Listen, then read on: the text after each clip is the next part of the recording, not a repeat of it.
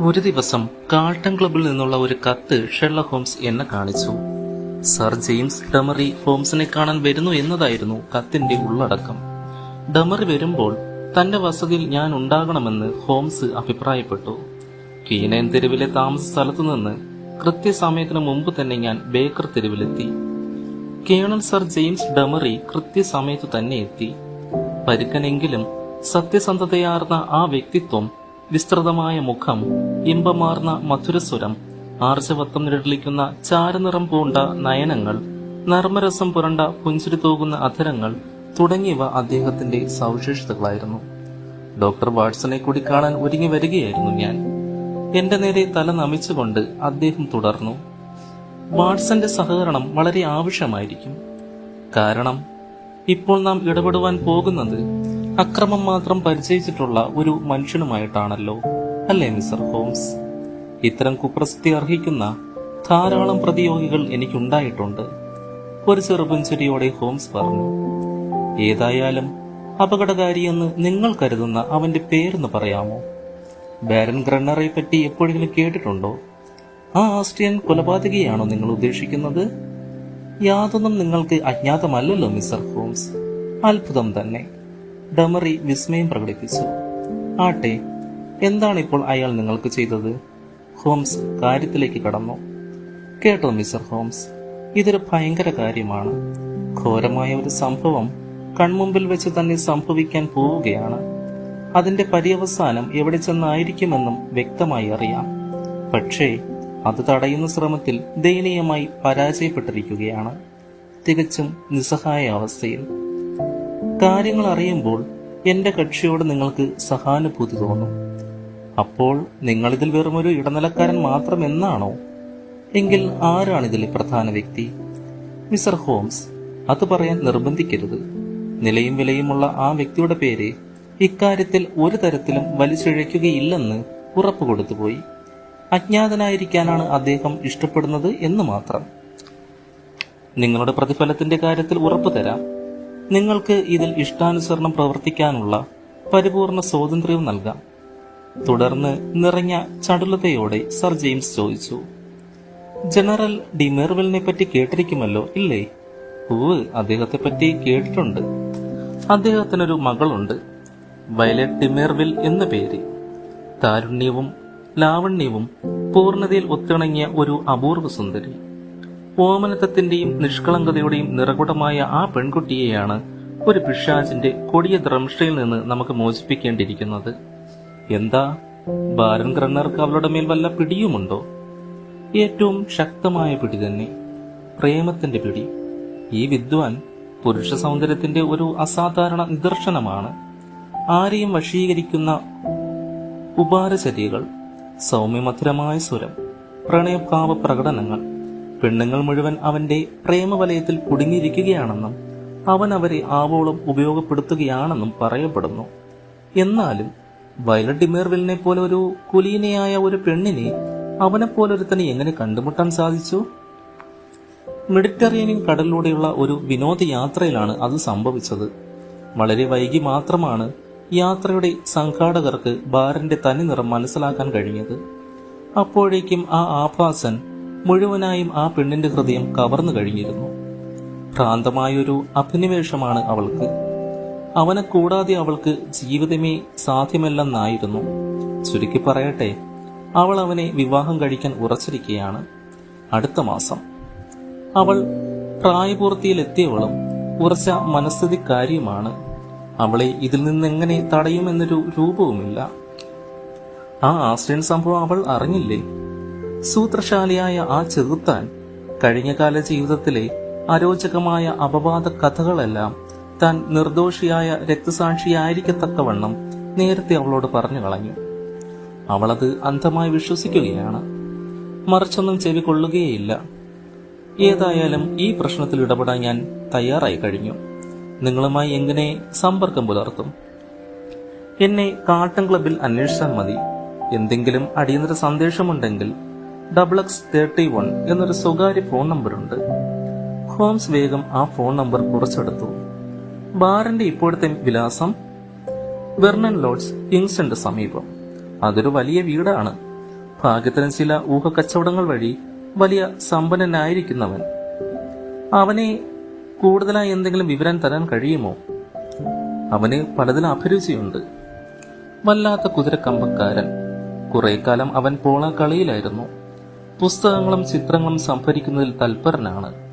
കലകളിൽ നല്ല അഭിരുചിയും ആഭിമുഖ്യവുമുള്ള പ്രകൃതം. ചൈനീസ് കളിമൺ നിർമ്മിതിയെ സംബന്ധിച്ച് അംഗീകൃത വിദഗ്ധനാണ് അയാൾ. ആകട്ടെ, സർ ജെയിംസ്, എന്റെ ശ്രദ്ധ മുഴുവൻ ഞാൻ ബാരൻ ഗ്രണ്ണറുടെ മേൽ തിരിച്ചിരിക്കുകയാണെന്ന് നിങ്ങളുടെ കക്ഷിയോട് പറഞ്ഞേക്കുക. ഇക്കാര്യത്തിൽ ഒരു പോംവഴി കണ്ടുപിടിക്കാനാകുമെന്ന് ഞാൻ പ്രതീക്ഷിക്കുന്നു. അദ്ദേഹം സ്ഥലം വിട്ട ശേഷം ഹോംസ് കുറെ നേരം അഗാധ ചിന്തയിൽ ആണ്ടിരുന്നു. ഒടുവിൽ എങ്ങനെയോ പെട്ടെന്ന് പരിസരബോധം വീണ്ടെടുത്തു. ആ ഷിൻവെൽ ജോൺസൺ നമുക്കൊരു സഹായമായിരിക്കുമെന്ന് എനിക്കൊരു തോന്നൽ, ഹോംസ് പറഞ്ഞു. വളരെ അപകടകാരിയായ ഒരു ദുർവൃത്തനായിട്ടാണ് ജോൺസൺ ആദ്യകാലങ്ങളിൽ അറിയപ്പെട്ടിരുന്നത്. 2 വട്ടം ജയിൽ ശിക്ഷയും അനുഭവിക്കേണ്ടി വന്നു. ഒടുവിൽ അയാൾ പശ്ചാത്താപിക്കുകയും ഹോംസുമായി സഖ്യമാവുകയും ചെയ്തു. ഹോംസിന്റെ ഏജന്റ് എന്ന നിലയിൽ പ്രവർത്തിച്ച് ലണ്ടനിലെ കടുത്ത കുറ്റവാളികളുടെ അധോലോകത്തെ ചുറ്റിപ്പറ്റിയുള്ള വളരെ വിലപ്പെട്ട വിവരങ്ങൾ ഹോംസിനെ നൽകുകയും ഉണ്ടായിട്ടുണ്ട്. നഗരത്തിലെ എല്ലാ നിശാ ക്ലബ്ബുകളിലും മദ്യഷാപ്പുകളിലും ചൂതാട്ട കേന്ദ്രങ്ങളിലും അയാൾക്ക് സർവ്വ സ്വാതന്ത്ര്യമായിരുന്നു. അയാളുടെ ശീഘ്ര നിരീക്ഷണവും കുശാഗ്ര ബുദ്ധിയും കുറ്റാന്വേഷണ വിവരങ്ങൾ ശേഖരിക്കുന്നതിൽ അയാളെ നല്ല ഏജന്റാക്കി. ആ ജോൺസണുമായി ബന്ധപ്പെടണമെന്നാണ് ഷെർലക് ഹോംസ് ഉദ്ദേശിക്കുന്നത്.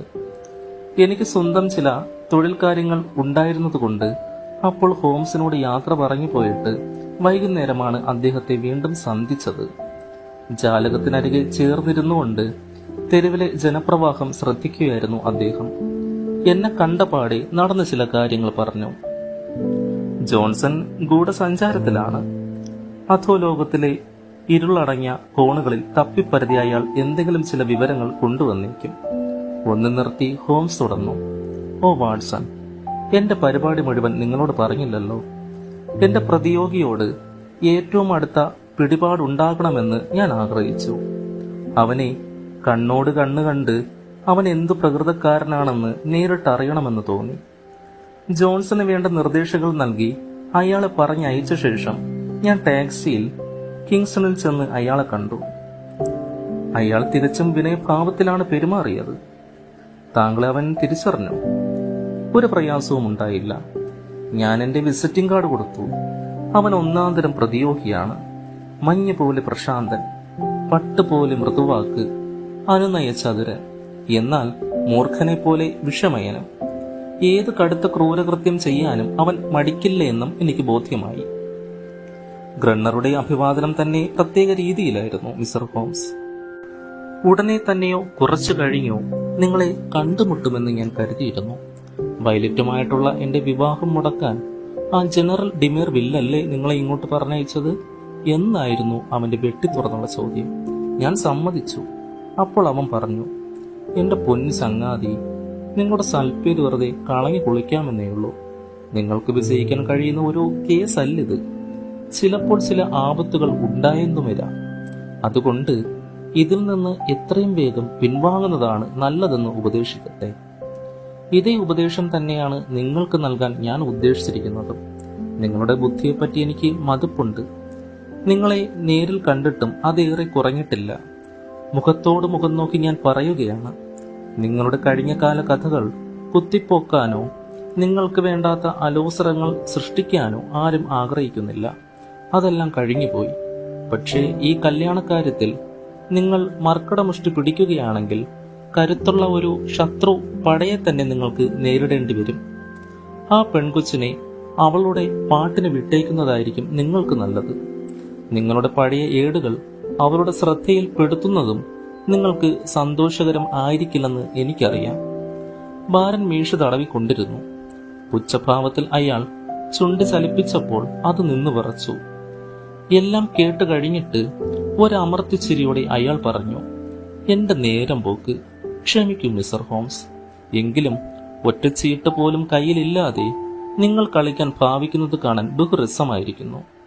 ഈ വിഡ്ഢിത്തം ഇതിനേക്കാൾ മെച്ചമായി മറ്റാർക്കും കാണിക്കാൻ കഴിയുമെന്നും തോന്നുന്നില്ല. എങ്കിലും ഇത് വളരെ ദയനീയമാണ്. അത് നിങ്ങളുടെ തോന്നലല്ല, എനിക്ക് ബോധ്യമുള്ള കാര്യം. ആ സ്ത്രീയെ ഒരു തരത്തിലും നിങ്ങൾക്ക് സ്വാധീനിക്കാൻ കഴിയില്ല. വിവാഹത്തിൽ നിന്ന് പിന്മാറാൻ അവളെ ഉപദേശിക്കാൻ നിങ്ങൾക്ക് ആവുകയുമില്ല. കൂടുതൽ എന്തെങ്കിലും പറയുന്നത് കൊണ്ട് പ്രയോജനമില്ലെന്ന് തോന്നിയതുകൊണ്ട് കഴിയുന്നത്ര ശാന്തതയും നിർവികാരതയും പ്രകടിപ്പിച്ചുകൊണ്ട് തിരിച്ചു പോരാനായി ഞാൻ വാതിൽക്കൽ എത്തിയപ്പോൾ എന്നെ തടഞ്ഞു നിർത്തിക്കൊണ്ട് അവൻ പറഞ്ഞു, ആ ഫ്രഞ്ച് ഏജന്റ് ലിബ്രോനെ നിങ്ങൾ കേട്ടിട്ടുണ്ടോ? ഉവല്ലോ. അയാൾ എന്നെ സംബന്ധിക്കുന്ന ചില കാര്യങ്ങൾ ചിക്കിച്ചയങ്ങി നടക്കുകയായിരുന്നു. ഇപ്പോൾ റൗഡികളുടെ തല്ലേറ്റ് കാലൊടിഞ്ഞ് ഇഴഞ്ഞു നടക്കുകയാണ്. അതുകൊണ്ട് കേട്ടോ മിസ്റ്റർ ഹോംസ്, ഇതിൽ തലയിടുന്നത് അത്ര സുഖമുള്ള കാര്യമായിരിക്കില്ല. എന്നെ എന്റെ വഴിക്ക് വിട്ടയക്കുക. നമസ്കാരം. കേട്ടോ വാട്സൺ, ഇത്രയുമാണ് ഇതുവരെ നടന്ന സംഗതികൾ. അവൻ അപകടകാരിയാണെന്ന് തോന്നുന്നു, ഭയങ്കര അപകടകാരി. അങ്ങനെയാണെങ്കിൽ നിങ്ങൾ ഇടപെടുന്നുണ്ടോ? അവൻ ആ പെണ്ണിനെ കല്യാണം കഴിക്കുന്നത് യഥാർത്ഥത്തിൽ അത്ര വലിയ കാര്യമാണോ? അവന്റെ ഒടുവിലത്തെ ഭാര്യ അവൻ കൊന്നു കളഞ്ഞുവെന്ന സംശയരഹിതമായ വസ്തുത പരിഗണിക്കുമ്പോൾ ഇത് വലിയ കാര്യം തന്നെയാണ്. കാപ്പി കഴിഞ്ഞ് നിങ്ങൾ എന്നോടൊപ്പം വരണം. അപ്പോഴേക്കും ഷിൻവെൽ അവന്റെ റിപ്പോർട്ടുമായി എത്തിയിട്ടുണ്ടാകും. പ്രതീക്ഷിച്ചതുപോലെ ഷിൻവെലിനെ കണ്ടു. തടിച്ച ദേഹവും പരുക്കൻ പ്രകൃതവും പാണ്ടുപിടിച്ച ചുവന്ന മുഖവുമുള്ള മനുഷ്യൻ, ഒപ്പം ഒരു സ്ത്രീരൂപവും. ഒരു യുവതിയുടെ ചൈതന്യം വാർന്നു പോയ വികൃതകോലം. അവൾ കടന്നു പോകുന്ന അഴുക്കുചാലുകളുടെ അവശിഷ്ടങ്ങൾ പോലെ അവളുടെ ദേഹത്ത് അങ്ങിങ്ങായി പുണ്ണുകളും കുഷ്ഠത്തിന്റെ പാടുകളും. ദുഃഖവും പാപചിന്തയും അവളെ ഗ്രസിച്ചിരിക്കുന്നതായി തോന്നി. മിസ് പിറ്റിവിൻ്റാണത്, മുഖവരെ എന്നോണം ഷിൻവെൽ ജോൺസൺ പറഞ്ഞു തുടങ്ങി. തുടർന്ന് തന്നെക്കുറിച്ച് അവർ തന്നെ പറഞ്ഞു, ലണ്ടന്റെ പിന്നാമ്പുറത്തുള്ള നരകതുല്യമായ ചേരിയിൽ ഞാൻ എപ്പോഴും കാണും. ഈ ദുഷ്ടനായ ഷിൻവെലിന്റെ വിലാസവും അതുതന്നെ. അവനെ പിടികൂടി അർഹിക്കുന്നിടത്ത് ഇരുത്താൻ കഴിഞ്ഞാൽ ഞാൻ അതീവ സന്തുഷ്ടയായിരിക്കും. അതിന് ഞാൻ നിങ്ങളോട് കടപ്പെട്ടോളുമായിരിക്കും. നിശ്ചയദാർഢ്യത്തോടെ ആ സ്ത്രീ പറഞ്ഞു. വെറുപ്പിന്റെ വികാരങ്ങൾ അവളുടെ വെളുത്തു വിളറിയ മുഖത്തും ജ്വലിക്കുന്ന മിഴികളിലും തളം കെട്ടി നിന്നു. മിസ്റ്റർ ഹോംസ്, റണ്ണർ ഒരുത്തനാണ് എന്നെ ഈ നിലയിലാക്കിയത്. എനിക്ക് അവനെ ഒന്ന് തള്ളി താഴെയിടാൻ കഴിഞ്ഞെങ്കിൽ. അവർ ഇരു കൈകളും ആവേശപൂർവ്വം കൂട്ടിത്തിരുമ്മി. കാര്യങ്ങൾ എങ്ങനെ നിൽക്കുന്നുവെന്ന് നിങ്ങൾക്കറിയാമോ? ഷിൻവെൽ ചിലതെല്ലാം എന്നോട് പറഞ്ഞു. ഈ ചെകുത്താന്റെ ചെയ്തികളെപ്പറ്റി ശരിക്കറിഞ്ഞാൽ സുബുദ്ധിയുള്ള ഒരു പെണ്ണും അവനുമായി വിവാഹത്തിന് സമ്മതിക്കില്ല. അവൾക്ക് സുബുദ്ധി നശിച്ചിരിക്കുന്നു എന്നാണ് പരമാർത്ഥം. അവൾ അവനെ ഭ്രാന്തമായി പ്രേമിക്കുകയാണ്. അവനെപ്പറ്റി അറിയാവുന്നതെല്ലാം അവളോട് പറഞ്ഞതാണ്. ഒന്നും അവൾ കൂട്ടാക്കുന്നില്ല. ആ കൊലപാതകത്തെ പറ്റി പറഞ്ഞോ? പറയുന്നതെല്ലാം അപവാദ ആരോപണങ്ങളായി അവൾ തള്ളിക്കളയുകയാണ്. അവളുടെ കഥ അറിയാത്ത കണ്ണിന് മുമ്പിൽ ശരിയായ തെളിവുകൾ ഹാജരാക്കാൻ കഴിഞ്ഞോ? അതിന് നിങ്ങൾക്ക് സഹായിക്കാമോ ഞങ്ങളെ? ഞാൻ തന്നെ അനിഷേധ്യമായ തെളിവല്ലേ? ഞാൻ അവളുടെ മുമ്പിൽ ചെന്ന് നിന്നുകൊണ്ട് അവൻ എന്നെ കളങ്കപ്പെടുത്തിയത് എങ്ങനെയെന്ന് എണ്ണി എണ്ണി പറയും. എങ്കിൽ നമുക്കൊന്നു ശ്രമിച്ചു നോക്കുന്നത് കൊള്ളാം. എന്നാലും അവൻ തന്റെ ദുർവൃത്തികളെക്കുറിച്ചും നേരത്തെ അവളോട് പറയുകയും അവളിൽ നിന്ന് മാപ്പ് നേടുകയും ചെയ്തിരിക്കുന്ന സ്ഥിതിക്ക് അവൾ ആ പ്രശ്നം വീണ്ടും പരിഗണിക്കുമോ എന്നാണ് എന്റെ സംശയം. എല്ലാം അവളെ അറിയിച്ചിട്ടില്ലെന്ന് ഞാൻ തുറന്നു പറയും. ഒച്ചപ്പാടുണ്ടാക്കിയ ആ ഒരു കൊലപാതകം കൂടാതെ വേറെ 1-2 കൊലപാതകങ്ങളുടെ കഥ കൂടി എനിക്കറിയാം. പുറംചട്ട സ്വർണത്തിൽ തീർത്ത തന്റെ കൈപ്പത്തിയോളം പതിച്ച ഒരു ബുക്ക് അവൻ സൂക്ഷിക്കുന്നുണ്ട്. ഒരിക്കൽ മദ്യപിച്ചിരുന്നുകൊണ്ട് അതവൻ എന്നെ കാണിച്ചിട്ടുണ്ട്. എന്തായിരുന്നു അത്? ഞാൻ പറയട്ടെ മിസ്റ്റർ ഹോംസ്. ഈ മനുഷ്യൻ പെണ്ണുങ്ങളെ ശേഖരിക്കുന്നവനാണ്. അവരുടെ പടങ്ങളും പേരുകളും അവരെ പറ്റിയുള്ള മറ്റു വിശദാംശങ്ങളും ആ ബുക്കിൽ ഉണ്ടായിരുന്നു. ഓടയിൽ നിന്ന് വന്ന ഒരു നികൃഷ്ടം പോലും തൊടാൻ അറയ്ക്കുന്ന മൃഗീയതയുടെ ആകെ തുകയാണ് ആ ബുക്ക്. ആ ബുക്ക് നിങ്ങൾക്ക് പ്രയോജനം ചെയ്യുമെന്നിരുന്നാലും കിട്ടാനൊരു മാർഗവുമില്ല. എവിടെയായിരിക്കും അത്? ഇപ്പോഴെവിടെയാണെന്ന് ഞാൻ എങ്ങനെ പറയും? ഞാൻ അവിടം വിട്ടിട്ട് 1 വർഷത്തിന്മേലെയായി. അന്നത് അകത്തെ പഠനമുറിയിലെ പഴയ അലമാരയുടെ അറയിലാണ്.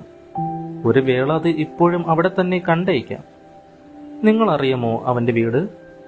ഞാനിന്ന് അവിടെ പോയിരുന്നു. എങ്കിൽ കൊള്ളാമല്ലോ. നിങ്ങളുടെ നീക്കങ്ങൾ വളരെ ദ്രുതഗതിയിലാണല്ലോ, മിസ് വിന്റർ അഭിപ്രായപ്പെട്ടു. അവനെ കൊള്ളക്കാരെ പേടിയുണ്ടോ? ഹോംസ് തിരക്കി. ആഡൽബർട്ട് ഒരു ഭീരുവയല്ല. അവന്റെ ഏറ്റവും കടുത്ത ശത്രു പോലും അങ്ങനെ പറയില്ല. അവനെ കാക്കാൻ അറിയാം. പോരാത്തതിനെ രാത്രിയിൽ അപകട അറിയിപ്പിനുള്ള സംവിധാനവുമുണ്ട്. കൊള്ളാം. നാളെ വൈകുന്നേരം 5 മണിക്ക് നിങ്ങളിവിടെ വരികയാണെങ്കിൽ ആ പെൺകുട്ടിയെ നേരിൽ കാണുന്നതിന് സംബന്ധിച്ച് ഞാനൊരു തീരുമാനം എടുത്തിട്ടറിയിക്കാം. നിങ്ങളുടെ സഹകരണത്തിന് ഞാൻ അങ്ങേയറ്റം നന്ദിയുള്ളവനായിരിക്കും. അതൊന്നും വേണ്ട മിസ്റ്റർ ഹോംസ്, ആ യുവതി പെട്ടെന്ന് പറഞ്ഞു. പണത്തിനു വേണ്ടിയല്ല ഞാൻ വന്നിരിക്കുന്നത്. ഞാൻ നാളെയോ ആവശ്യമെങ്കിൽ മറ്റേതൊരു ദിവസമോ നിങ്ങളോടൊപ്പം ഉണ്ടായിരിക്കും. നിങ്ങൾ അവനെ വലയിൽ കൊടുക്കാൻ നോക്കുന്നിടത്തോളം കാലം ഞാൻ എവിടെ കാണുമെന്നുള്ള കാര്യം ഈ ഷിൻവെൽ നിങ്ങളെ അറിയിച്ചുകൊള്ളൂ. പിറ്റേന്ന് സന്ധ്യയ്ക്ക് ഹോട്ടലിൽ അത്താഴം കഴിക്കാൻ ഒരുമിച്ച് കൂടുന്നതുവരെ ഞാൻ ഹോംസിനെ കാണുകയുണ്ടായില്ല. പെൺകുട്ടിയെ കാണാൻ പോയിട്ട് വല്ല നേട്ടവും ഉണ്ടോ എന്ന് ഞാൻ ചോദിച്ചപ്പോൾ എന്റെ സ്നേഹിതൻ ആ ചരിത്രം മുഴുവൻ എന്നോട് പറഞ്ഞു. വിവാഹമെന്ന ഒറ്റ കാര്യമൊഴിച്ച് മറ്റെല്ലാ സംഗതികളിലും പിതാവിനെ പരിപൂർണമായി അനുസരിക്കുന്നവളാണ് താനെന്ന് അവൾ കരുതിയിരുന്നു. ജനറൽ എല്ലാം ഏർപ്പാട് ചെയ്തിട്ട് ഞങ്ങളെ ഫോണിൽ വിവരം അറിയിച്ചതനുസരിച്ച് മിസ് വിന്ററോടൊപ്പം കൃത്യം 5:30 ടാക്സിയിൽ സ്ഥലത്തെത്തി. സ്വീകരണ മുറിയിൽ വിളറി വെളുത്ത ആ പെൺകുട്ടി തികഞ്ഞ ആത്മവിശ്വാസത്തോടും ഘനഗാംഭീര്യത്തോടും കൂടി ഇരിപ്പുണ്ടായിരുന്നു. ഞങ്ങൾ എന്തിനാണ് ചെന്നിരിക്കുന്നതെന്ന് അവൾക്കറിയാമായിരുന്നു. ആ പഹയൻ ഞങ്ങൾക്കെതിരായി അവളുടെ മനസ്സിൽ വിഷം കുത്തിവെക്കുന്നതിനെ കിട്ടിയ സമയം ഒട്ടും പാഴാക്കിയില്ല. മിസ് വിന്ററുടെ ആഗമനം അവളെ കൂടുതൽ ആശ്ചര്യപ്പെടുത്തിയെന്ന് തോന്നുന്നു.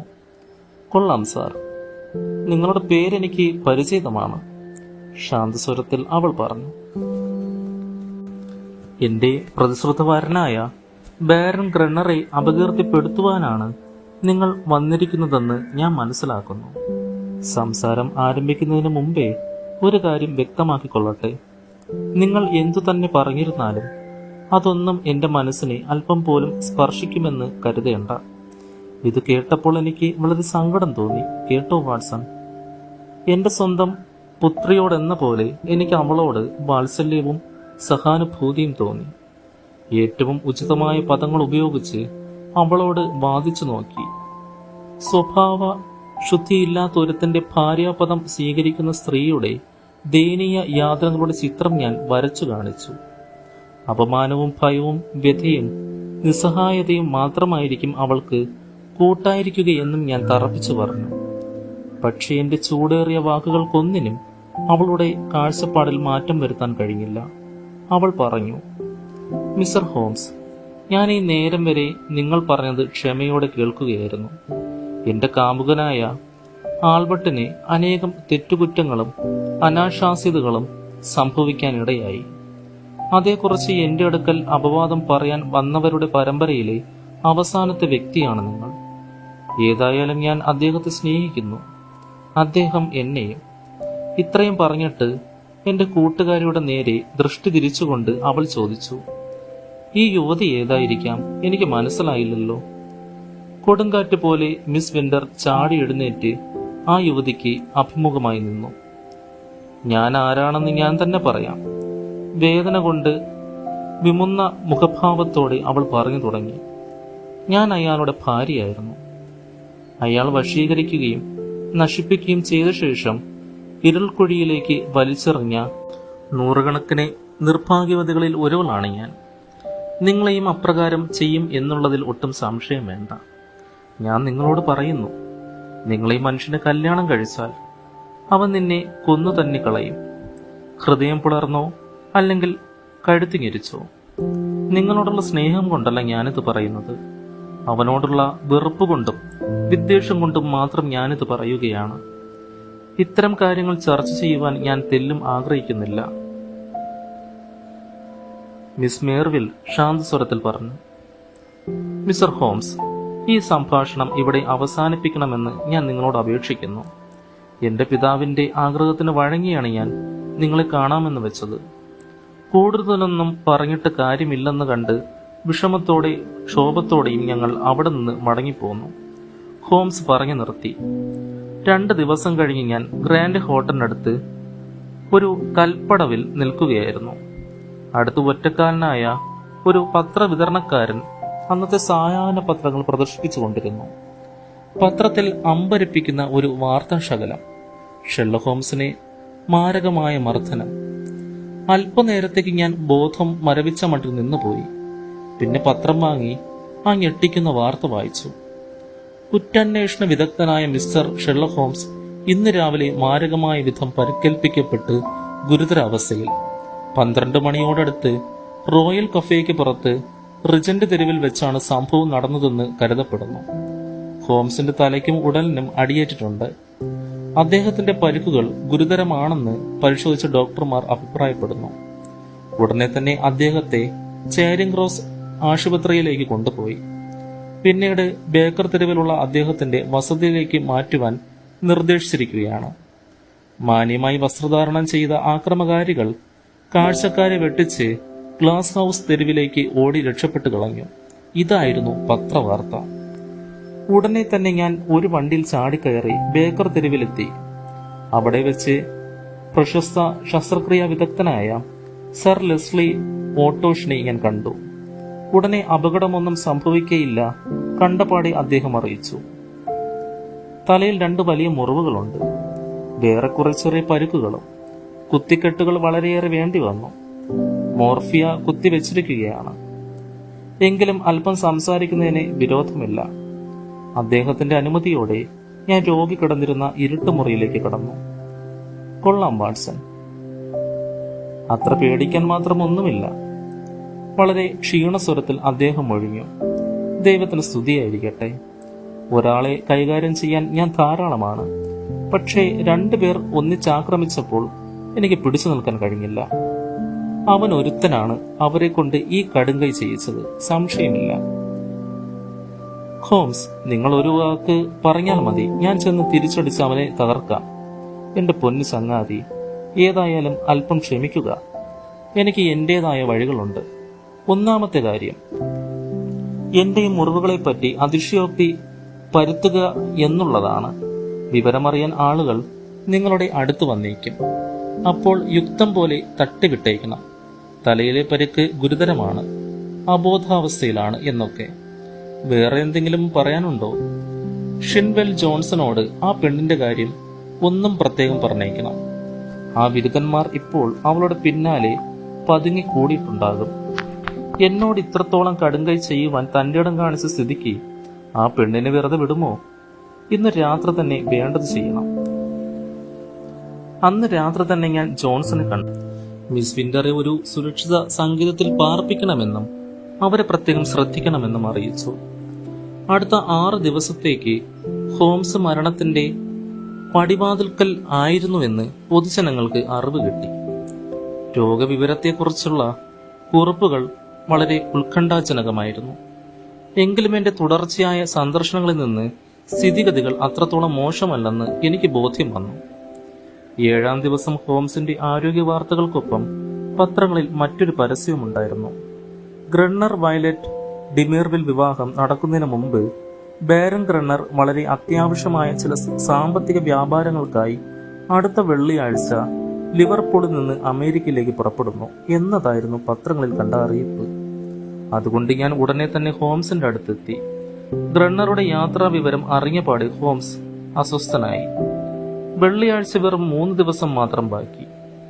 അപകടത്തിന്റെ വഴിയിൽ നിന്ന് ഒഴിഞ്ഞു മാറാൻ നോക്കുകയാണ് ആ നീച്ചൻ. അങ്ങനെ വിടാൻ പാടില്ല അവനെ.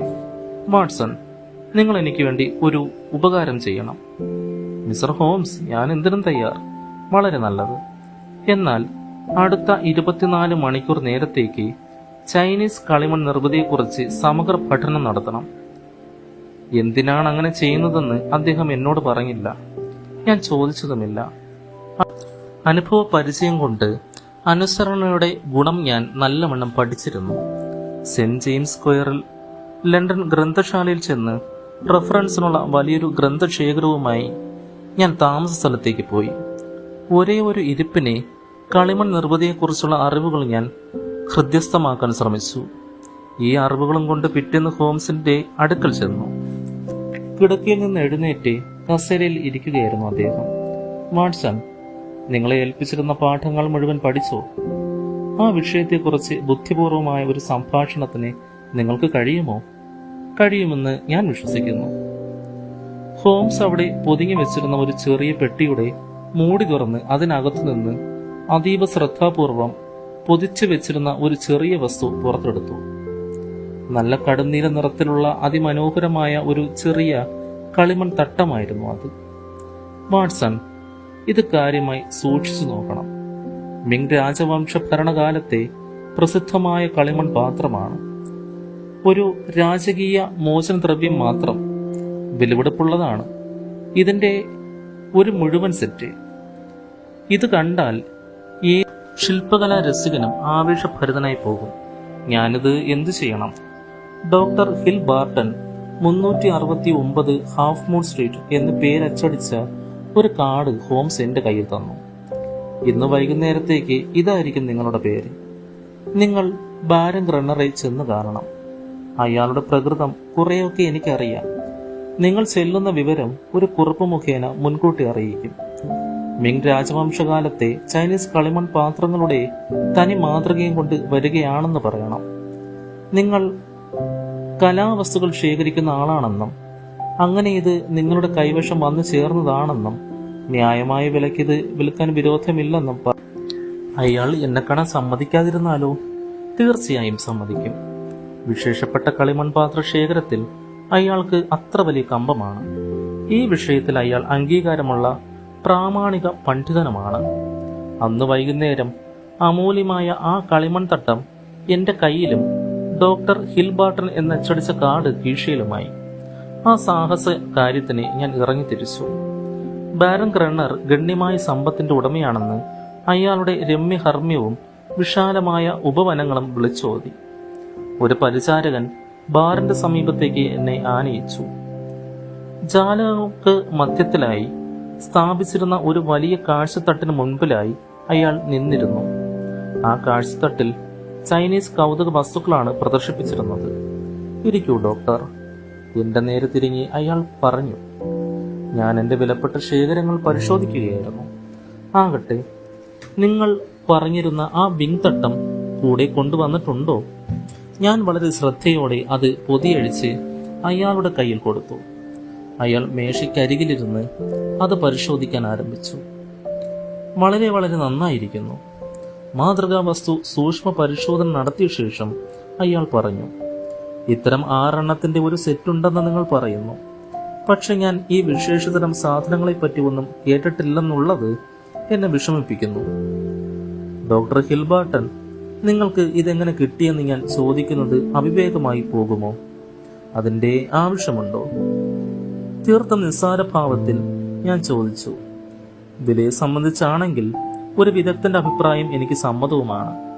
വളരെ വിചിത്രമാണിത്. സംശയോക്തമായി കണ്ണ് പെട്ടെന്ന് വെട്ടിച്ചുകൊണ്ട് അയാൾ പറഞ്ഞു, ഇത്തരം വിലപിടിപ്പുള്ള വസ്തുക്കൾ കൈകാര്യം ചെയ്യുമ്പോൾ അതിന്റെ കൂടുപാടുകളെ പറ്റിയെല്ലാം അറിയാൻ ആഗ്രഹിക്കുന്നത് തികച്ചും സ്വാഭാവികമാണ്. എങ്കിലും എല്ലാ വശങ്ങളും കണക്കിലെടുക്കേണ്ടത് എന്റെ ചുമതലയാണല്ലോ.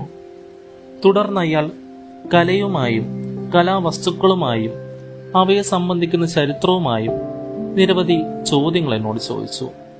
എന്നെ സംബന്ധിച്ച് ബാറിനെന്തോ സംശയമുള്ളതായി എനിക്ക് വ്യക്തമായി. ചോദ്യം ചെയ്യലിൽ മനം മടുത്ത് ഇരിപ്പിടത്തിൽ നിന്ന് ചാടി എഴുന്നേറ്റിട്ട് ക്ഷോഭത്തോടെ ഞാൻ പറഞ്ഞു, ഇത് അസഹ്യമായിരിക്കുന്നു സാർ. നിങ്ങൾക്കൊരു ആനുകൂല്യം ചെയ്യുന്നതിന് വേണ്ടി ഞാൻ ഇത്രടം വന്നതേയുള്ളൂ. അല്ലാതെ നിങ്ങളുടെ പരീക്ഷാ ചോദ്യങ്ങൾക്ക് ഉത്തരം പറയുവാനല്ല. ഈ വിഷയത്തിൽ എനിക്ക് നിങ്ങളോളം അവഗാഹം ഇല്ലായിരിക്കാം. ഏതായാലും എന്റെ ആത്മാഭിമാനത്തെ വ്രണപ്പെടുത്തുന്ന രീതിയിലുള്ള ഇത്തരം ചോദ്യങ്ങൾക്ക് മറുപടി പറയുവാൻ ഞാൻ ഉദ്ദേശിക്കുന്നില്ല. അയാൾ എന്നെ തുറച്ചു നോക്കി. ആ കണ്ണുകളിൽ തീ കത്തി നിന്നു. പല്ലെറുമിക്കൊണ്ട് അയാൾ പറഞ്ഞു, നിങ്ങളൊരു ചാരനായി വന്നിരിക്കുകയാണ് ഇവിടെ. ആ ഹോംസിന്റെ ദൂതനാണ് നിങ്ങൾ. നിങ്ങളുടെ ഒരു കള്ളക്കളിയാണിത്. അയാൾ ചാകാറായെന്നാണ് കേട്ടത്. അയാൾക്ക് എഴുന്നേൽക്കാൻ വയ്യാത്തത് കൊണ്ട് ആൾക്കാരെ വിട്ടിരിക്കുകയാണ്. നിങ്ങളുടെ വേല അസ്സലായിട്ടുണ്ട്. പക്ഷെ നിങ്ങൾ ഇങ്ങോട്ട് വന്ന പോലെ എളുപ്പമായിരിക്കില്ല നിങ്ങളുടെ തിരിച്ചുപോക്ക്. അയാൾ നിലത്ത് ആങ്ങി ചവിട്ടിക്കൊണ്ട് ചാടി എഴുന്നേറ്റു. ഞാനും സ്വല്പം പിന്നോക്കം മാറി ഒരു പ്രത്യാക്രമണത്തെ നേരിടുവാൻ കരുതലോടെ നിന്നു. ഏതായാലും എന്റെ കള്ളി വെളിച്ചത്തായി. അയാളെ ആകില്ലെന്ന് വ്യക്തമായി. അടുത്തുണ്ടായിരുന്ന അലമാരി വലിപ്പിൽ കൈയിട്ട് അയാൾ തിടുക്കത്തിൽ തിരഞ്ഞു. പെട്ടെന്ന് എന്തോ ഒരു ശബ്ദം ചെവിയിൽ വന്നലച്ചു. അയാൾ ചെവി വട്ടം പിടിച്ചു. പെട്ടെന്ന് പിന്നിലെ മുറിയിലേക്ക് പാഞ്ഞു. ഞാൻ വാതിൽക്കലേക്ക് ചാടി. അപ്പോൾ കണ്ട കാഴ്ച, തോട്ടത്തിലേക്കുള്ള ജനാല മലർക്കെ തുറന്നു കിടന്നിരുന്നു. അടുത്തു തന്നെ ഉഗ്രരൂപിയായി തലയിൽ രക്തക്കറ പിടിച്ച ചുറ്റിക്കെട്ടുകളുമായി സാക്ഷാൽ ഷെർലക് ഹോംസ് പെട്ടെന്ന് ജനലിന്റെ വിടവിലൂടെ പുറത്തു ചാടി. തോട്ടത്തിലെ വള്ളിച്ചെടികളുടെ ഇടയിൽ മറഞ്ഞു. പിന്നാലെ ഗൃഹനായകനും ജനാലയ്ക്ക് അരികിലേക്ക് പാഞ്ഞെടുത്തു. പെട്ടെന്നാണ് അത് സംഭവിച്ചത്. ഒരു സ്ത്രീയുടെ കൈ മിന്നായം പോലെ പുറത്തെ ഇലച്ചാർത്തുകൾക്കിടയിൽ പൊന്തി. ഭീകരമായ ഒരു അലർച്ചയോടെ ബാരൻ 2 കൈകൊണ്ടും മുഖം പൊത്തി. അഗ്നികുണ്ഡത്തിൽ കിടന്ന് എരിപൊള്ളുന്നത് പോലെ അയാൾ ആ മുറിക്കുള്ളിൽ പുളങ്ങി നടന്നു. ഭിത്തിയിൽ തലതല്ലി കൈകാൽ ഇട്ടടിച്ചു. നിലത്ത് വീണ് കിടന്നുരുണ്ടു. അയാളുടെ ആക്രന്ദനങ്ങൾ ആ വീട് മുഴുവൻ പ്രതിധ്വനിച്ചു. വെള്ളം, ദൈവത്തെ ഓർത്ത് അല്പം വെള്ളം, അയാൾ കെഞ്ചി വിളിച്ചു. ഞാൻ മേശപ്പുറത്തിരുന്ന കണ്ണാടിക്കൂശിയിൽ വെള്ളവും കൊണ്ട് ഓടിയെത്തി. അപ്പോഴേക്കും പാചകക്കാരനും മറ്റ് പരിചാരകരും വന്നു ചേർന്നു. വിളക്കിന്റെ വെളിച്ചത്തിലേക്ക് തിരിച്ചുപിടിച്ച ബാരന്റെ മുഖം കണ്ടപ്പോൾ പരിചാരകരിൽ ഒരാൾ ബോധം കെട്ടു വീണു. ആസിഡിന്റെ രൂക്ഷഗന്ധം മുറി മുഴുവൻ വ്യാപിച്ചിരുന്നു. കാതിലും താടിയിലും അമ്ലകണികകൾ ഇറ്റുറ്റി വീഴുന്നുണ്ടായിരുന്നു. ഒരു കണ്ണ് വെളുത്തു വിളറി നിർജീവമായും മറ്റേ കണ്ണ് ചുവന്ന് വീങ്ങിയും കാണപ്പെട്ടു. ആ മുഖം തീർത്തും വിവർണവും വിരൂപവും ഭീമത്സവുമായ ആകൃതി കൈകൊണ്ടു. അവളാണ് ആ പിശാച്. ആ കിറ്റി വിന്ററാണ് ഇത് ചെയ്തത്. അവൾ ഇതിന്റെ ഫലം അനുഭവിക്കും, തീർച്ചയായും അനുഭവിക്കും. ദൈവമേ, ഈ വേദന എനിക്ക് സഹിച്ചുകൂടാ. നിലവിളികൾക്കിടയിൽ ബാരൻ പുലമ്പിക്കൊണ്ടിരുന്നു. ഞാൻ അയാളുടെ മുഖത്ത് തൈലം പുരട്ടി. വേദനാശമനത്തിന് ഒരു കുത്തിവയ്പ് നൽകി. അതോടെ എന്റെ പേരിൽ അയാൾക്കുണ്ടായിരുന്ന സംശയങ്ങൾ നീങ്ങി. അയാൾ എന്റെ കൈകളിൽ മുറുകെ പിടിച്ചുകൊണ്ട് ദയനീയമായി എന്റെ നേരെ നോക്കി. വൈകാതെ അയാളുടെ കുടുംബ വൈദ്യൻ വന്നു ചേർന്നു. പോലീസ് ഇൻസ്പെക്ടറും താമസിയാതെ സ്ഥലത്തെത്തി. പിന്നെ വേദനയും ഭയവും തളം കെട്ടി നിന്ന ആ വീട്ടിൽ നിന്ന് ഞാൻ പുറപ്പെട്ടു. 1 മണിക്കൂറിനകം ബേക്കർ തെരുവിലെത്തി. അവിടെ സ്ഥിരം കസേരയിൽ മ്ലാനവദനായും ക്ഷീണിതനായും ഹോംസ് ഇരിപ്പുണ്ടായിരുന്നു. ബാരൻ സംഭവം അദ്ദേഹത്തെ വല്ലാതെ ഇളക്കി മറിച്ചിരിക്കുന്നത് പോലെ തോന്നി. ബാരന്റെ രൂപവൈകൃതത്തെപ്പറ്റി മറ്റും ഞാൻ പറഞ്ഞതെല്ലാം അമ്പരപ്പോടെ ശ്രദ്ധിച്ചു കേട്ട ശേഷം അദ്ദേഹം പറഞ്ഞു, പാപത്തിന് ശിക്ഷയാണ് വാട്സൺ, പാപത്തിന്റെ കൂലി. ഇന്നോ നാളെയോ അത് കിട്ടാതെ വരില്ല. ദൈവനീതിയാണ്, അത്രമാത്രം ചെയ്തവനാണവൻ. ഇത്രയും പറഞ്ഞിട്ട് മേശ വലിപ്പിൽ നിന്ന് തവിട്ട് നിറത്തിലുള്ള ഒരു കയ്യെഴുത്ത് ഗ്രന്ഥം പുറത്തെടുത്തു. ഇതാണ് ആ കിറ്റി പറഞ്ഞ പുസ്തകം. ഇതാ വിവാഹം തടഞ്ഞുകൊള്ളും. ഇല്ലെങ്കിൽ ഈ ഉലകത്തിൽ മറ്റൊന്നിനും അത് സാധ്യമാകുകയില്ല. ആ സ്ത്രീ ഇതേക്കുറിച്ച് പറഞ്ഞപ്പോൾ അത് കിട്ടുകയാണെങ്കിൽ നമുക്കത് വലിയൊരു ആയുധമായിരിക്കുമെന്ന് ഞാൻ കരുതി. ഞാൻ അല്പം കൂടി കാത്തിരിക്കുകയായിരുന്നു. എന്നാൽ അയാൾ അമേരിക്കയ്ക്ക് പോകുന്നുവെന്ന് കേട്ടതുകൊണ്ട് ഞാൻ പരിപാടി ത്വരിതപ്പെടുത്തിയെന്നു മാത്രം. തീർച്ചയായും ആ രേഖ ഇവിടെ വെച്ചിട്ട് അയാൾ പോവുകയില്ലെന്ന് ഞാൻ വിശ്വസിച്ചു. അതുകൊണ്ട് വേഗം തന്നെ നീങ്ങാതെ ഗത്യന്തരമില്ലാതായി. രാത്രിയിൽ വീട് കയറാമെന്ന് വെച്ചാൽ അസാധ്യം. എന്നാൽ സന്ധ്യയോടടുത്ത് ഒരവസരം കിട്ടിയേക്കും. അയാളുടെ ശ്രദ്ധ മറ്റേതിലെങ്കിലും പിടിച്ചു നിർത്തിയാൽ മതി. അതിനാലാണ് നിങ്ങളെ നീലത്തട്ടവുമായി അങ്ങോട്ട് വിട്ടയച്ചത്. പുസ്തകം എവിടെയായിരിക്കുമെന്നതിൽ കൃത്യമായി അറിയേണ്ടതും അത്യാവശ്യമായിരുന്നു. പക്ഷെ വസ്ത്രത്തിനുള്ളിൽ വളരെ രഹസ്യം ആസിഡ് നിറച്ച ഒരു പാത്രം അവൾ സൂക്ഷിച്ചിരുന്നു എന്ന് ഞാനെങ്ങനെ ഊഹിച്ചറിയും? ഞാൻ വിചാരിച്ചത് അവൾ എന്റെ കാര്യത്തിലാണ് കൂടെ വരുന്നതെന്നാണ്. പക്ഷെ അവൾക്ക് അവളുടേതായ ലക്ഷ്യങ്ങളുണ്ടായിരുന്നു. ഞാൻ നിങ്ങളുടെ ആളാണെന്ന് അയാൾ ഊഹിച്ചു. അതുണ്ടായേക്കുമെന്ന് ഞാൻ ഭയപ്പെട്ടിരുന്നു. ഏതായാലും പുസ്തകം കൈക്കലാക്കാൻ മാത്രമുള്ള സമയം നിങ്ങൾ അയാളെ പിടിച്ചു വെച്ചുകൊണ്ടിരുന്നല്ലോ. ഇത്രയും പറഞ്ഞു കഴിഞ്ഞപ്പോഴേക്കും ഞങ്ങളുടെ ബഹുമാനി സ്നേഹിതൻ സർ ജെയിംസും സ്ഥലത്തു വന്നു. ഹോംസ് നേരത്തെ അറിയിച്ചത് അനുസരിച്ച് അദ്ദേഹം വന്നത്. സംഭവിച്ചതെല്ലാം ഹോംസ് അദ്ദേഹത്തോടും വിശദമാക്കി പറഞ്ഞു. അതീവ ശ്രദ്ധയോടും കൗതുകത്തോടും അത് അദ്ദേഹം കേട്ടിരുന്നു. നിങ്ങൾ അത്ഭുതം പ്രവർത്തിപ്പിച്ചിരിക്കുകയാണ്. വലിയ അത്ഭുതം. ഡോക്ടർ വാട്സൺ പറഞ്ഞതുപോലുള്ള വൈരൂപ്യം അവന് സംഭവിച്ചിട്ടുണ്ടെങ്കിൽ ഈ പുസ്തകത്തിന്റെ സഹായം കൂടാതെ തന്നെ വിവാഹം മുടങ്ങിപ്പോകും തീർച്ച. ഹോംസ് വിപരീത അർത്ഥത്തിൽ തലകുലുക്കി. ഡിമേർവില്ലിനെ പോലുള്ള പെൺകുട്ടികൾ അങ്ങനെ ചെയ്യുന്നവരല്ല. വൈരൂപ്യം സംഭവിച്ചതിന്റെ പേരിൽ അവൾ അയാളെ കൂടുതൽ സ്നേഹിക്കുകയുള്ളൂ. അവന്റെ ശരീരത്തെയല്ല, അസാൻമാർഗിക വശത്തെയാണ് നാം തുറന്നു കാണിക്കേണ്ടത്. അതിന്റെ നഗ്നമായ വൈരൂപ്യവും ദുർഗന്ധവും മാത്രമേ അവളെ പിന്തിരിപ്പിക്കാൻ കഴിയുകയുള്ളൂ. ഈ രേഖ ഏതായാലും അവളുടെ കണ്ണു തുറപ്പിക്കുമെന്ന് തന്നെ വിശ്വസിക്കാം. അവൾക്കിത് അവഗണിക്കാൻ സാധ്യമല്ല. ആ വിലപ്പെട്ട രേഖ ഏറ്റുവാങ്ങിക്കൊണ്ട് സർ ജെയിംസ് ഹോംസിനോട് വിടവാങ്ങി. എന്റെ ദൗത്യം അവസാനിപ്പിച്ചത് കൊണ്ട് ഞാനും അദ്ദേഹത്തിന്റെ പിന്നാലെ ഇറങ്ങി. ആ ദുഷിച്ച ബുക്ക് എങ്ങനെ ഉപയോഗപ്പെടുത്തിയെന്ന് എനിക്കറിഞ്ഞുകൂടാ. സർ ജെയിംസ് അത് കൈകാര്യം ചെയ്തിരിക്കാം. ഇല്ലെങ്കിൽ യുവതിയുടെ പിതാവിനെ തന്നെ ഏൽപ്പിച്ചിരിക്കാം. ഏതായാലും ഉദ്ദേശിച്ച ഫലം അതുണ്ടാക്കുമെന്ന് ഞാൻ വിശ്വസിച്ചിരുന്നു.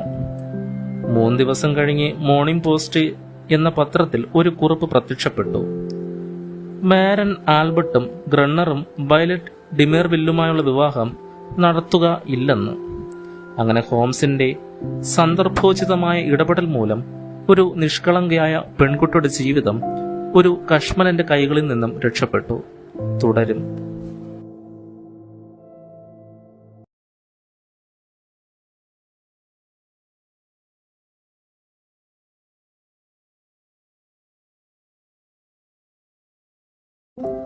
ഒരു ദിവസം ഹോംസ് ചാരുകസേരയിൽ കിടന്നുകൊണ്ട് പോക്കറ്റിൽ നിന്ന് തന്റെ നോട്ട് ബുക്ക് എടുത്ത് നോക്കിയ ശേഷം പറഞ്ഞു, ഈ ലോകത്തിലേക്കും അപകടകാരികൾ കൂട്ടുകാരില്ലാതെ ഊരു ചുറ്റുന്ന സ്ത്രീകളാണ്. അവർ അങ്ങേയറ്റം നിരുപദ്രവകാരികളാണ്, പലപ്പോഴും വളരെ ഉപകാരികളുമാണ്. എന്നാൽ മറ്റുള്ളവരിൽ കുറ്റവാസന ഇളക്കിവിടാൻ ഇവർക്ക് കഴിയും. ഒരു രാജ്യത്തു നിന്ന് മറ്റൊരു രാജ്യത്തേക്കും ഒരു ഹോട്ടലിൽ നിന്ന് മറ്റൊരു ഹോട്ടലിലേക്കും മാറി മാറി താമസിക്കാനുള്ള പണം അവർക്കുണ്ട്.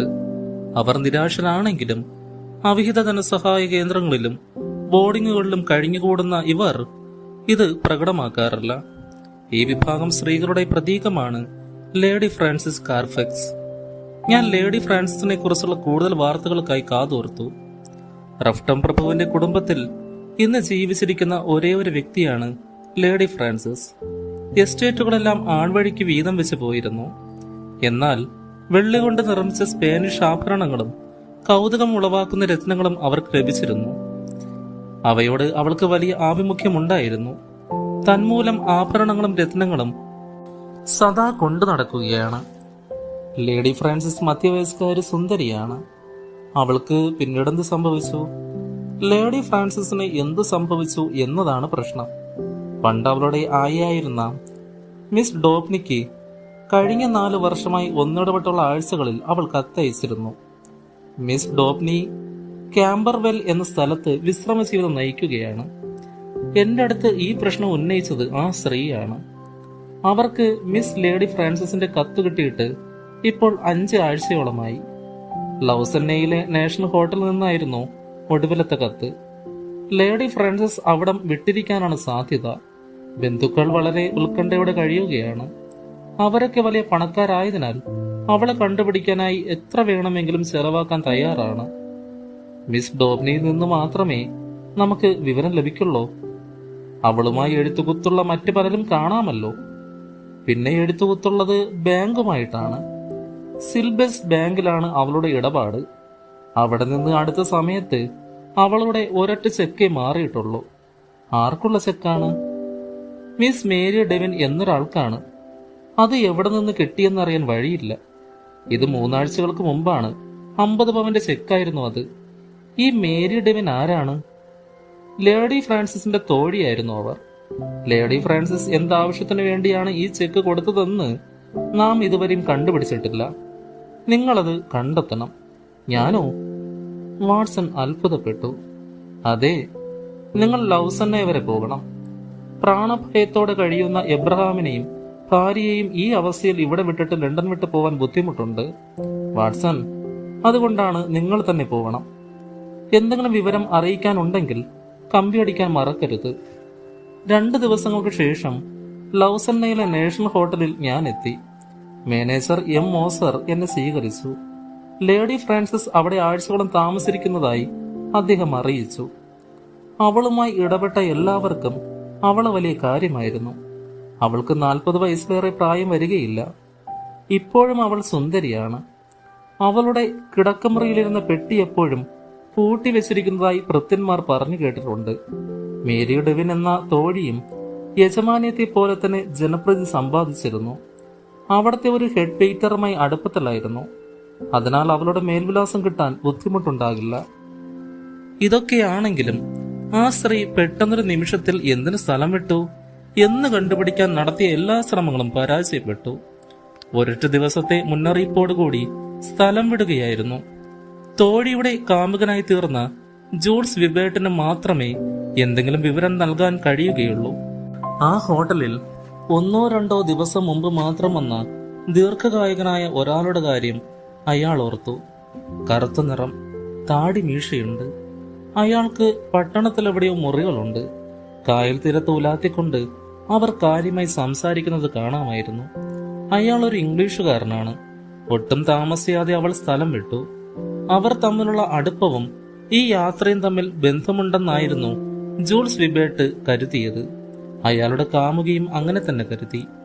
ലൗസന്നെ വിട്ട ശേഷം അവർ ബേഡനിലേക്കാണ് പോയതെന്ന് തിരക്കിയറിഞ്ഞു. ആ സ്ത്രീയെ പിന്തുടരാൻ ബേഡനിലും ബുദ്ധിമുട്ടുണ്ടായില്ല. അവിടെ ഗ്ലിസ് ചെർഫോസിൻ ലേഡി ഫ്രാൻസിസ് 2 ആഴ്ച താമസിച്ചു.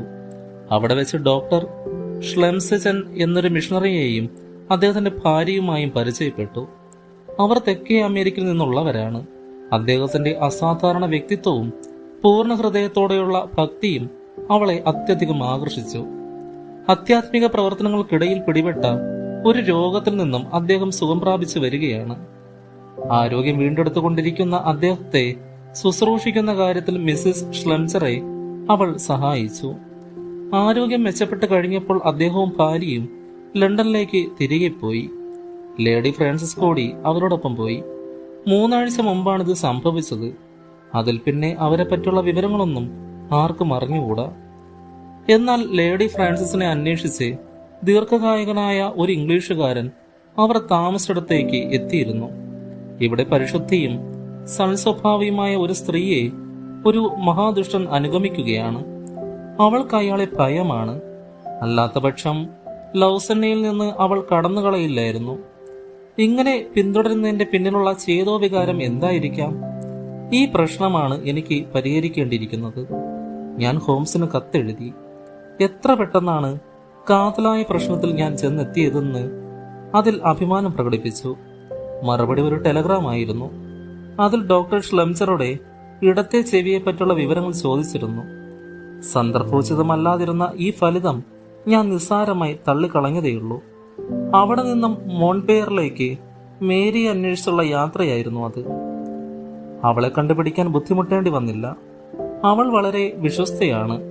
തന്റെ യജമാനത്തി സുരക്ഷിതമായ കരങ്ങളിൽ എത്തപ്പെട്ടിരിക്കുന്നു എന്ന് ബോധ്യമായതുകൊണ്ട് സേവനം അവസാനിപ്പിച്ച് പിരിഞ്ഞുപോയത്. തന്റെ വിവാഹവും അടുത്തു വരികയാണ്. ഒരു വേർപാട് കൂടിയേ തീരൂ. കല്യാണ സമ്മാനം എന്ന നിലയ്ക്ക് 50 പവൻ അവർ മേരിക്ക് നൽകി. എന്നെപ്പോലെ തന്നെ മേരിയും ആ പ്രാകൃത രൂപിയായ അപരിചിതനെ വളരെ ഭയത്തോടെയാണ് കണ്ടിരുന്നത്.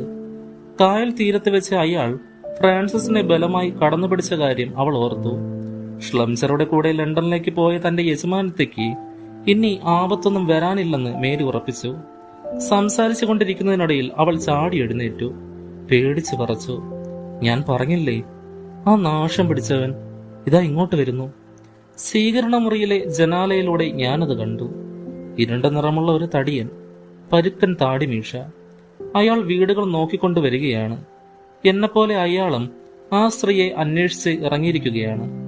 പെട്ടെന്ന് ഭൂതോദയം ഉണ്ടായതുപോലെ ഞാൻ എഴുന്നേറ്റ് ചെന്ന് അയാളെ സ്വീകരിച്ചു. നിങ്ങളൊരു ഇംഗ്ലീഷുകാരനല്ലേ? ഞാൻ ചോദിച്ചു. ഞാൻ ആരായാലും നിങ്ങൾക്കെന്താ നഷ്ടം? താങ്കളുടെ പേരെന്താണ്? വേണ്ട വേണ്ട, അതൊന്നും ചോദിക്കണ്ട. ലേഡി ഫ്രാൻസിസ് കാഡ്ഫെക്സ് എവിടെ? ഞാൻ ചോദിച്ചു. അയാൾ അന്തം വിട്ടെന്നെ. നിങ്ങൾക്ക് അവരുമായുള്ള ഇടപാടെന്താണ്? നിങ്ങൾ എന്തിനാണ് അവളെ പിന്തുടരുന്നത്? മറുപടി പറഞ്ഞേ തീരൂ, ഞാൻ ദൃഢസ്വരത്തിൽ പറഞ്ഞു. അയാൾ കോപത്തോടുകൂടി ഗർജിച്ചുകൊണ്ട് ഒരു കടുവായെപ്പോലെ എന്റെ നേരെ ചാടി. ആ മനുഷ്യനെ ഉരുക്കമുഷ്ടികളും ചെകുത്താന്റെ പ്രതികാര ഭാവവും ഉണ്ടായിരുന്നു. അയാൾ എന്റെ കഴുത്തിൽ കടന്നു പിടിച്ചു. ഭാഗ്യവശാൽ ഇത് കാണാനിടയായ ഒരു ഫ്രഞ്ചുകാരൻ ഓടിയെത്തി. അയാളുടെ കയ്യിലൊരു കുറുവടി ഉണ്ടായിരുന്നു. അക്രമിയെ അയാളൊന്ന് പ്രഹരിച്ചു. കോപത്തോടുകൂടി എന്റെ നേരെ ഒന്നുകൂടി അലറിയിട്ട് ആ മനുഷ്യൻ മേരിയുടെ വീട്ടിലേക്ക് ചെന്നു. എന്നെ രക്ഷിച്ച ആ അപരിചിതനോട് ഞാൻ നന്ദി പറഞ്ഞു. 1 മണിക്കൂറിന് ശേഷം ഞാൻ ഹോട്ടലിലെത്തുമ്പോൾ എന്റെ മുറിയിൽ ഒരാൾ ഉണ്ടായിരുന്നു, ഷെർലക് ഹോംസ്. ആപത്ത് നിന്ന് രക്ഷിച്ചത് വേഷപ്രച്ഛന്നായ ഹോംസ് തന്നെയായിരുന്നു. ഞങ്ങൾ സംസാരിച്ചു തുടങ്ങിയപ്പോഴും ഞങ്ങളിരുന്ന മുറിയിലേക്ക് ഒരു താടിക്കാരൻ കടന്നു വന്നു. എന്നെ ആക്രമിച്ച അതേ വ്യക്തി തന്നെ. മിസ്റ്റർ ഹോംസ്, അയാൾ ചോദിച്ചു, ഈ മനുഷ്യൻ എന്താണ് ഇവിടെ കാര്യം? ഇതെന്റെ പഴയ സുഹൃത്തും സഹായിയുമാണ്, ഡോക്ടർ വാട്സൺ. അദ്ദേഹം ഇക്കാര്യത്തിൽ നമ്മെ സഹായിച്ചുകൊണ്ടിരിക്കുകയാണ്. ആ അപരിചിതൻ എനിക്ക് കൈ തന്നു. അയാൾ എന്നോട് മാപ്പ് ചോദിച്ചു. അതിനുശേഷം അയാൾ ഹോംസിനോട് ഒരു സംശയം ഉന്നയിച്ചു. മിസ്റ്റർ ഹോംസ്, ഈ ലോകത്ത് ഞാനെന്നൊരാളുണ്ടെന്ന് നിങ്ങൾ എങ്ങനെ അറിഞ്ഞു? ലേഡി ഫ്രാൻസിസിന്റെ ആയായിരുന്ന മിസ് ഡോബ്നിയിൽ നിന്ന് എനിക്ക് വിവരങ്ങൾ കിട്ടാറുണ്ട്. ആ പഴയ സൂസൻ ഡോബ്നി? ഞാൻ അവരെ നല്ലവണ്ണം ഓർക്കുന്നു. അവർക്ക് നിങ്ങളെ ഓർമ്മയുണ്ട്. ദക്ഷിണാഫ്രിക്കയിലേക്ക് പോകാൻ നിങ്ങൾ ആലോചിച്ചിരുന്നില്ലേ? അതിനു മുമ്പുള്ള കാര്യങ്ങളാണ് അവർക്ക് ഓർമ്മയുള്ളത്. അങ്ങനെയോ? നിങ്ങൾക്കെന്റെ കഥ മുഴുവൻ അറിയാം. ഞാൻ നിങ്ങളോട് ഒന്നും മറച്ചു വെക്കുന്നില്ല. ഈ ലോകത്ത് ഒരു പുരുഷനും ഒരു സ്ത്രീയെ സ്നേഹിക്കാത്തത്ര തീവ്രമായിരുന്നു എനിക്ക് ഫ്രാൻസിസിനോടുള്ള സ്നേഹം. ഞാൻ മൃഗീയ സ്വഭാവമുള്ള ചെറുപ്പക്കാരനായിരുന്നു. എന്നാൽ അവളുടെ മനസ്സ് മഞ്ഞുകട്ട പോലെ പരിപാവനമായിരുന്നു. എന്റെ ചെയ്തികളെക്കുറിച്ചൊക്കെ അറിഞ്ഞപ്പോൾ അവൾ എന്നോട് സംസാരിക്ക പോലും ചെയ്യാതായി. എന്നിട്ടും അവൾ എന്നെ സ്നേഹിച്ചു. ഇന്നും അവിവാഹിതയായി കഴിയുന്നു. ലൗസന്നയിൽ വെച്ച് അവളിലൊരു മാറ്റമുണ്ടാക്കാൻ ഞാൻ ശ്രമിച്ചു നോക്കി. ഫലമുണ്ടായില്ല. അടുത്ത ദിവസം ഞാൻ വന്നപ്പോഴേക്കും അവൾ സ്ഥലം വിട്ടിരുന്നു. അങ്ങനെ അന്വേഷിച്ചാണ് ബേഡനിലെത്തിയത്. അവളുടെ തോഴി ഇവിടെ ഉണ്ടെന്ന് അപ്പോഴാണ് അറിഞ്ഞത്. അവിടെ വെച്ച് ഡോക്ടർ വാട്സൺ അങ്ങനെ പറഞ്ഞപ്പോൾ എന്റെ നിയന്ത്രണം വിട്ടുപോയി. ദൈവത്തെ ഓർത്ത് നിങ്ങൾ പറയൂ, ലേഡി ഫ്രാൻസിസിന് എന്തു പറ്റി? അതാണ് ഞങ്ങൾ അന്വേഷിക്കുന്നത്, ഷെർലക് ഹോംസ് ഗൗരവഭാവത്തിൽ പറഞ്ഞു. മിസ്റ്റർ ഗ്രീൻ, നിങ്ങളുടെ ലണ്ടൻ വിലാസം എന്താണ്? ലാഖം ഹോട്ടലിൽ അന്വേഷിച്ചാൽ എന്നെ കാണാം. അങ്ങനെയെങ്കിൽ നിങ്ങൾ അങ്ങോട്ട് പോവുക. അന്വേഷിച്ചാൽ അവിടെ ഉണ്ടാവണം. ലേഡി ഫ്രാൻസിസിന്റെ സുരക്ഷിതത്വം ഉറപ്പുവരുത്താൻ വേണ്ടതെല്ലാം ഞങ്ങൾ ചെയ്യുന്നതാണ്. ആവശ്യമുള്ളപ്പോൾ ഞങ്ങളുമായി ബന്ധപ്പെടാം. വാട്സൺ, നിങ്ങളും തിരികെ പോവുകയല്ലേ? ഞങ്ങൾ ബേക്കർ സ്ട്രീറ്റിൽ എത്തിയപ്പോൾ അവിടെ ഒരു കമ്പി വന്ന് കിടപ്പുണ്ടായിരുന്നു. താല്പര്യപൂർവ്വം വായിച്ചിട്ട് അദ്ദേഹം അത് എന്റെ കയ്യിൽ തന്നു. പരുക്കൻ അഥവാ പിളർന്നത് എന്ന് മാത്രമേ അതിൽ. ബേഡനിൽ നിന്ന് അയച്ചതാണ്. ഇതെന്താണ്? ഇത് എല്ലാമാണ്. അപ്രസക്തമെന്ന് നിങ്ങൾക്ക് തോന്നിയ ഒരു ചോദ്യം ഓർക്കുന്നുണ്ടോ? ആ മിഷണറിയുടെ ഇടത്തെ സേവയെപ്പറ്റി. അതിന് നിങ്ങൾ മറുപടി അയച്ചില്ല. എന്നാൽ ഞാൻ ആവശ്യപ്പെട്ട പ്രകാരം എൻഗ്ലിഷ് ചെർഹോഫ് കാര്യമന്വേഷിച്ച് അയച്ച മറുപടിയാണിത്. ഇതിൽ പറയുന്നത് എന്താണ്? കുശാഗ്ര ബുദ്ധിയും അപകടകാരിയുമായ ഒരു അസാധാരണ മനുഷ്യനെയാണ് നാം കൈകാര്യം ചെയ്യുന്നത്. റവറൻ ഡോക്ടർ ഷ്ലെംചർ ആസ്ട്രേലിയയിൽ നിന്നുള്ള അക്രമികളിൽ അഗ്രഗണ്യനായ ഹോളി പീറ്റേഴ്സൺ ആണ്. അലഞ്ഞുതിരിയുന്ന പെണ്ണുങ്ങളുടെ മതവികാരം ചൂഷണം ചെയ്ത് അവരെ അപഹരിക്കുക എന്നതാണ് അയാളുടെ മുഖ്യ വിനോദം. അയാളുടെ ഭാര്യയെ അഭിനയിക്കുന്നത് ഫ്രേസർ എന്നൊരു ഇംഗ്ലീഷ് വനിതയാണ്. ഈ പൈശാചിക ദമ്പതികളുടെ പിടിയിലാണ് പാവപ്പെട്ട ഈ സ്ത്രീ അകപ്പെട്ടിരിക്കുന്നത്. അവൾ കൊല്ലപ്പെട്ടിരിക്കാനും വളരെ സാധ്യതയുണ്ട്. അല്ലാത്ത പക്ഷം അവൾ തടങ്കലിൽ കഴിയുകയായിരിക്കും. അവൾ ലണ്ടനിൽ തന്നെ ഉണ്ടാവുമെന്നാണ് എന്റെ അനുമാനം. നമുക്ക് ക്ഷമയോടെ കാത്തിരിക്കാം. മൂവരെയും കുറച്ച് സൂചനകളില്ലെങ്കിൽ അന്വേഷണം നടത്തി നമുക്കത് കണ്ടു. അത് പക്ഷേ ഫലപ്രദമായില്ല. ഷ്ലെംസിച്ചർ സന്ദർശിക്കാനിടയുള്ള ക്രിമിനൽ സങ്കേതങ്ങൾ പരിശോധിച്ചുകൊണ്ടും ഗുണമുണ്ടായില്ല. ഇങ്ങനെ ഒരാഴ്ച കഴിഞ്ഞപ്പോൾ ഒരു സൂചന ലഭിച്ചു. ഒരു വൈദിക വേഷധാരി വെസ്റ്റ്മിൻസ്റ്റർ റോഡിലെ ബെവിൻഡൻസിലെ ഒരു മാല പണയം വെച്ചിരിക്കുന്നു. പേരും മേൽവിലാസവും കൃത്രിമമാണ്. എന്നാൽ ലക്ഷണങ്ങളെല്ലാം ഷ്ലെംസിച്ചറുടേതാണ്. ലാഖാമിലുള്ള താടിക്കാരൻ സുഹൃത്ത് ഹോംസിനോട് പറഞ്ഞുകൊണ്ടിരുന്നു, താങ്കൾ എനിക്ക് എന്തെങ്കിലും ഒരു പണി തരൂ. ഹോംസ് സമ്മതിച്ചു. അയാളിപ്പോൾ ആഭരണങ്ങൾ പണയം വെച്ച് തുടങ്ങിയിട്ടുണ്ട്. താമസിയാതെ തന്നെ അയാൾ മറ്റൊരു പണയമെടുപ്പുകാരനെ സമീപിച്ചേക്കാൻ സാധ്യതയുണ്ട്. അങ്ങനെ സംഭവിച്ചാൽ നമുക്ക് വേണ്ടത് ചെയ്യാം. ഫിലിപ്പ് ഗ്രീൻ, അതാണോ താടിക്കാരന്റെ പേര്? സമ്മതിച്ചു. 2 ദിവസം അയാൾ കാത്തിരുന്നു. ഫലമൊന്നും ഉണ്ടായില്ല. 3-ാം ദിവസം വൈകിട്ട് അയാൾ ഓടിയെത്തി. അയാൾ കിതയ്ക്കുന്നുണ്ടായിരുന്നു. നമുക്ക് അയാളെ കിട്ടി, അയാൾ വിളിച്ചു പറഞ്ഞു. അയാളെ ഹോംസ് ശാന്തനാക്കി ഒരു കസേരയിൽ പിടിച്ചിരുത്തി. എന്താണ് സംഭവിച്ചത്, പറയൂ, ഹോംസ് നിർദ്ദേശിച്ചു. 1 മണിക്കൂർ മുമ്പേ അവൾ വന്നു. അയാളുടെ ഭാര്യ. ഓ, ആ സ്ത്രീ? അവൾ ഓഫീസിൽ നിന്ന് ഇറങ്ങിയപ്പോൾ ഞാൻ പിന്നാലെ നടന്നു. അവൾ കെന്നിംഗ്ടൺ റോഡിലുള്ള ഒരു ശവപ്പെട്ടിക്കടയിൽ കയറി. അവിടെ കൗണ്ടറിനടുത്ത് ഒരു സ്ത്രീ ഉണ്ടായിരുന്നു. ഞാനും കടയിലേക്ക് കയറി. എന്നെ കണ്ട ഉടനെ അവർ സംഭാഷണം നിർത്തി. ഞാനെന്തോ ആലോചിച്ചിട്ട് കടയിൽ നിന്നിറങ്ങി. കൊള്ളാം, നിങ്ങൾ കാര്യങ്ങൾ ഭംഗിയായി ചെയ്തു. പിന്നെന്തുണ്ടായി? അവൾ ഇറങ്ങി വന്നപ്പോൾ ഞാൻ ഒരിടത്ത് മറിഞ്ഞിരുന്നു. അവൾ സംശയത്തോടെ ചുറ്റും നോക്കി. ഞാൻ അവളെ പിന്തുടർന്നു. ബ്രിക്സ്റ്റണിൽ പൗണ്ട് സ്ക്വയറിലെ 36-ാം നമ്പർ വീട്ടിലാണ് അവൾ ചെന്നു കയറിയത്. ഉടനെ മൂടിക്കെട്ടിയ ഒരു വാൻ അവിടെ വന്നു. അതിനകത്ത് 2 പേരുണ്ടായിരുന്നു. അവർ വണ്ടിയിൽ നിന്നിറങ്ങി എന്തോ ഒന്ന് താങ്ങിപ്പിടിച്ച് അകത്തേക്ക് കൊണ്ടുപോയി. അതൊരു ശവപ്പെട്ടിയായിരുന്നു. വൈകാതെ ഞാൻ ഇങ്ങോട്ട് പോരുകയും ചെയ്തു. നിങ്ങൾ ഭംഗിയായി അത് നിർവഹിച്ചു. അദ്ദേഹം ഒരു തുണ്ട് കടലാസിൽ എന്തോ കുറിച്ചു. ഒരു വാറന്റിനുള്ള അപേക്ഷയായിരുന്നു അത്. ആ ശവപ്പെട്ടി എന്തിനു വേണ്ടി? ആർക്ക് വേണ്ടി? അവൾക്ക് വേണ്ടി തന്നെയോ? ഗ്രീൻ പരിഭ്രമം പ്രകടിപ്പിച്ചു. മിസ്റ്റർ ഗ്രീൻ, നമുക്ക് കഴിവുള്ളതെല്ലാം ചെയ്യാം. ഒരൊറ്റ നിമിഷവും പാഴാക്കരുത്. ഇത് നമുക്ക് കൈകാര്യം ചെയ്യാം. പോലീസിനെ ഏർപ്പാട് ചെയ്യേണ്ടതിന് വേണ്ടി ഗ്രീൻ പുറത്തേക്ക് പോയി. ഞാനും ഹോംസും കൂടി സംഭവ സ്ഥലത്തേക്ക് തിരിച്ചു. യാത്രക്കിടയിൽ ഹോംസ് സംഭവങ്ങൾ സമഗ്രമായി വിലയിരുത്തി. പൗണ്ട് സ്ക്വയറിൽ ഒരു വലിയ വീടിന്റെ വാതിൽക്കൽ ഞങ്ങൾ ചെന്നു നിന്നു. സർവത്ര ഇരുട്ട്. ഹോംസ് ഉച്ചത്തിൽ മണിയടിച്ചു. ഉടൻ തന്നെ വാതിൽ തുറക്കപ്പെട്ടു.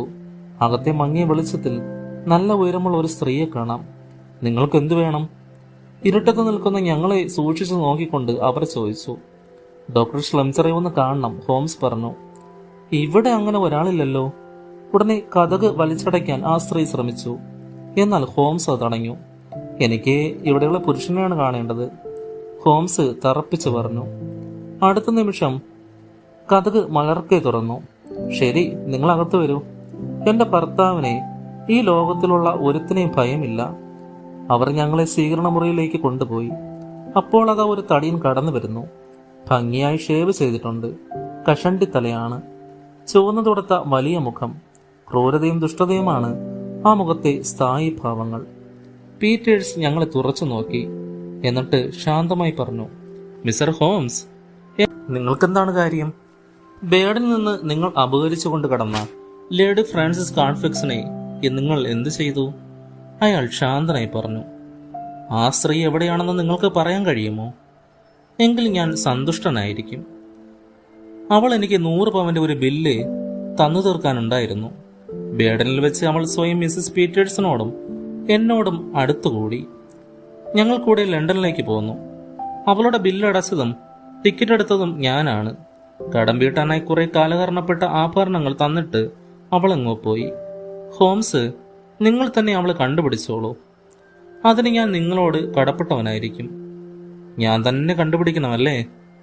എങ്കിൽ അവളെ കണ്ടുപിടിക്കുന്നതിന് ഞാൻ ഈ വീടൊന്ന് പരിശോധിക്കാൻ പോവുകയാണ്, ഹോംസ് പറഞ്ഞു. വാറന്റ് എവിടെ? ഉടനെ ഹോംസ് പോക്കറ്റിൽ നിന്നും റിവോൾവർ വലിച്ചെടുത്തു. ശരിയായ വാറന്റ് വരുന്നതുവരെ ഇത് മതിയാകും. ഞങ്ങളുടെ എതിരാളി തന്നെ കതക് തുറന്നു തന്നു. ആനി, പോലീസിൽ അറിയിക്കൂ, അയാൾ പറഞ്ഞു. പീറ്റേഴ്സ്, ഞങ്ങളെ തടയാൻ ശ്രമിക്കരുത്. ആ ശവപ്പെട്ടി എവിടെ? നിങ്ങളുടെ വീട്ടിലേക്ക് നേരത്തെ കൊണ്ടുവന്ന ശവപ്പെട്ടി നിങ്ങൾക്കെന്തിനേ? അതെനിക്ക് കണ്ടേ പറ്റൂ. ഹോംസ് അയാളെ തള്ളി മാറ്റിയിട്ട് ഹാളിലേക്ക് കടന്നു. അവിടെ പകുതി അടങ്ങിയ ഒരു വാതിൽ കണ്ടു. ഞങ്ങൾ അതുവഴി കടന്നു. അത് ഭക്ഷണമുറിയാണ്. അവിടെ മേശയ്ക്ക് കീഴിൽ ആ ശവപ്പെട്ടി ഇരിക്കുന്നു. ഹോംസ് വിളക്കിന്റെ തിരി ഉയർത്തി. ശവപ്പെട്ടിക്കുള്ളിൽ എല്ലും തോലുമായ ഒരു മനുഷ്യരൂപം കിടക്കുന്നു. പ്രായം ചെന്ന് ചുക്കിച്ചുളങ്ങിയ മുഖമാണ്. കൊലപാതകത്തിന്റെ ലക്ഷണമൊന്നുമില്ല.